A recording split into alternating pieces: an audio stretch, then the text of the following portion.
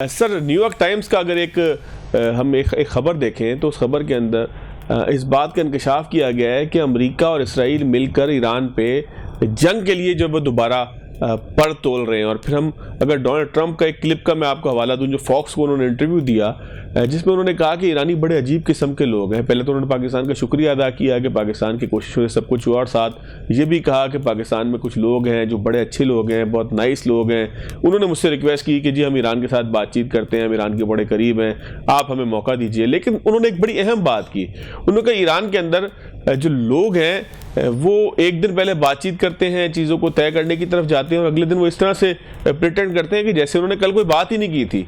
तो सर, ये दो सिनेरियोज जो आपके सामने हैं, चाइना के दौरे का जो एक वज़न था ट्रंप के ऊपर से वो भी ख़त्म हो गया है क्योंकि दौरा मुकम्मल हो चुका है, तो क्या आने वाले दिनों के अंदर कोई खौफनाक हालात जंग रिज्यूम होने के आप देख रहे हैं?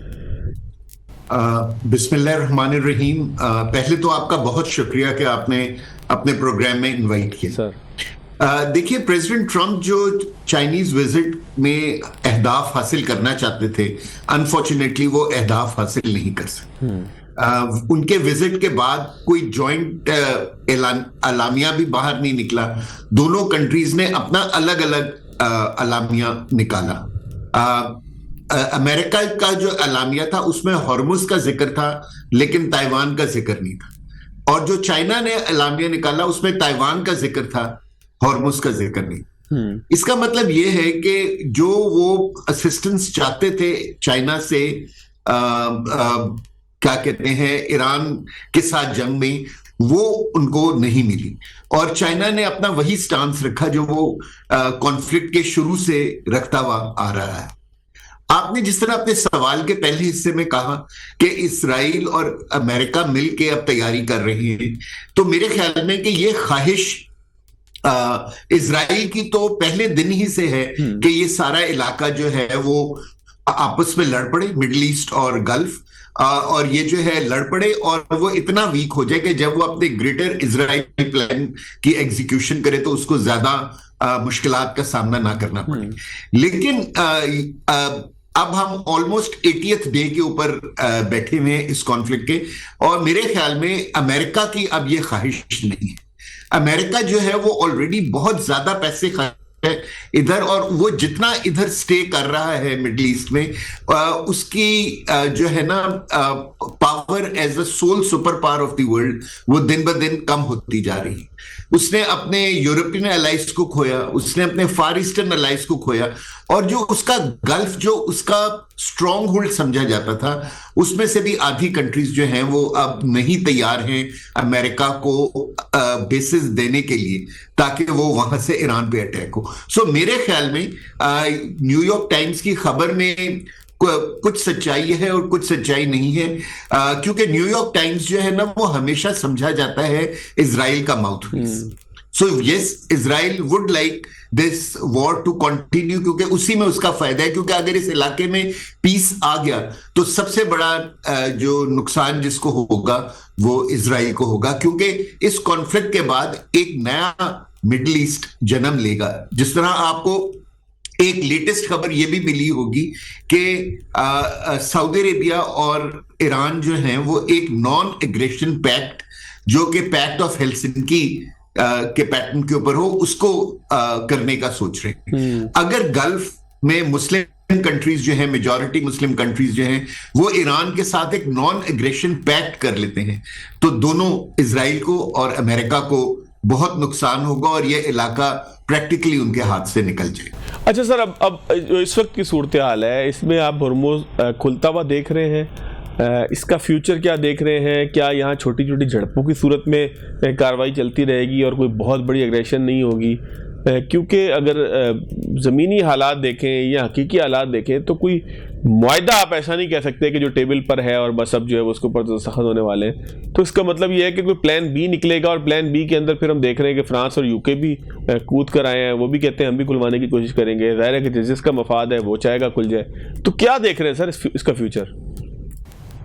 मेरे ख्याल में स्ट्रेट ऑफ हॉर्मुज के खुलने के ऊपर ईरान को कोई एतराज नहीं होगा। उसको सिर्फ एतराज है कि उन कंट्रीज के शिप्स इधर से नहीं गुजर सकते जो कि इस वक्त एक ईरान के साथ वॉर के अंदर इन्वॉल्व है, जिसका मतलब ये है कि वो इनडायरेक्टली ईरान ये कह रहे हैं कि जंग खत्म करें और मैं स्ट्रेट ऑफ हॉर्मुज खोल देता हूं।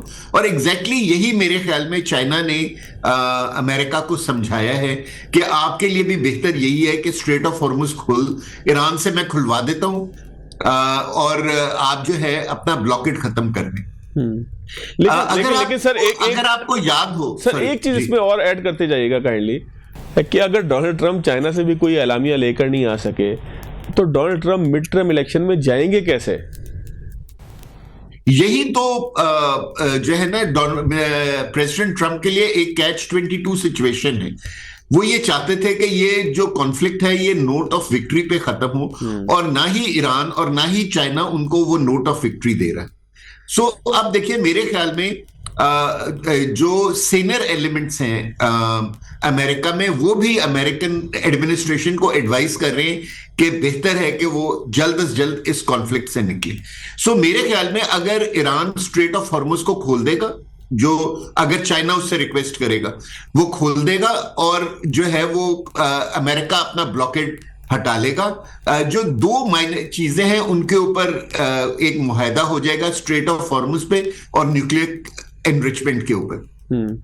वो यानी कि एक जिसको कहते हैं ना कि एमओयू टाइप हो जाएगा, और एक प्लान बन जाएगा for long term negotiations on other points. मेरे ख्याल में ये कॉन्फ्लिक्ट जो है ऑलरेडी अपने इख्तिताम की तरफ बढ़ रहा है। बस ये है कि दोनों पार्टीज में से कौन पहले ब्लिंक करता है।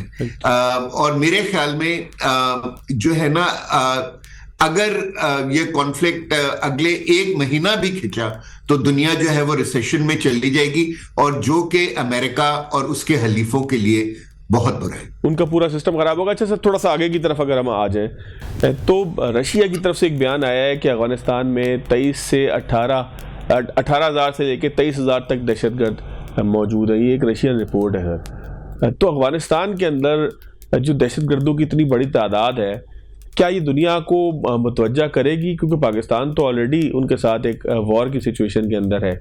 तो आने वाले दिनों के सर इसका क्या फ्यूचर आप देख रहे हैं?